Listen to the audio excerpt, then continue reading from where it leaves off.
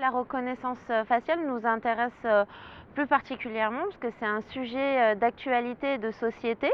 Et on a essayé à travers ce workshop d'une semaine de réfléchir tous ensemble à ce que ça veut dire en fait ce côté un peu surveillance, ces caméras qui nous surveillent, qu'est-ce que ça veut dire dans la vie de tous les jours, mais comment on peut le détourner. Tout a commencé depuis lundi à travers tout un tas de réflexions sur finalement qu'est-ce que c'est qu'un visage, qu'est-ce que c'est qu'une réflexion, à travers l'histoire, à travers la préhistoire, à travers tout un tas d'usages, des usages technologiques, des usages culturels, historiques.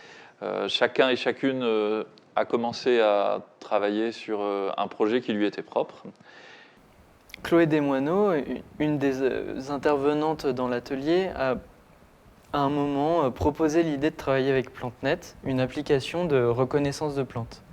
Et à partir de cette impulsion, je me suis demandé si ça pouvait être intéressant de l'utiliser comme un outil de reconnaissance faciale. Il arrive à détecter les visages, aussi bien détecter aussi les plantes et essayer de nous classer, en fait, de nous faire correspondre à des êtres vivants végétaux. Alors, je me suis intéressé à ce labo pour essayer de travailler un peu la forme de déambulation dans un visage paysage.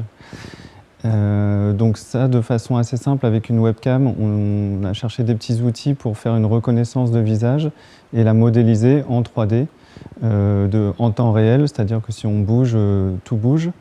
Et pour qu'ensuite, l'autre personne qui, elle, est dans un casque de réalité virtuelle puisse avoir ce visage et naviguer à l'intérieur. Il faut savoir que les yeux et notamment le rythme de la rapidité à laquelle se déplace l'iris peut être compris comme un pattern d'identification de l'humain. Ce jeu de cartes avec les participants, c'est une tentative de transformer l'algorithme dans un jeu de cartes. Alors ce que j'ai fait maintenant, c'est composer de petits boucles musicales.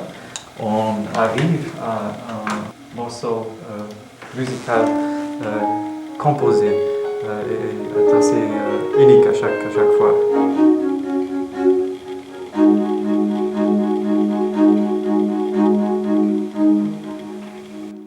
La scénographie a été prise en charge principalement par Jean-Luc, qui est commissaire d'Expo Indépendant, et qui s'est occupé d'essayer de mettre en espace et de comprendre les relations entre les pièces et de ce que chacun et chacune pouvait vouloir emmener dans ses projets.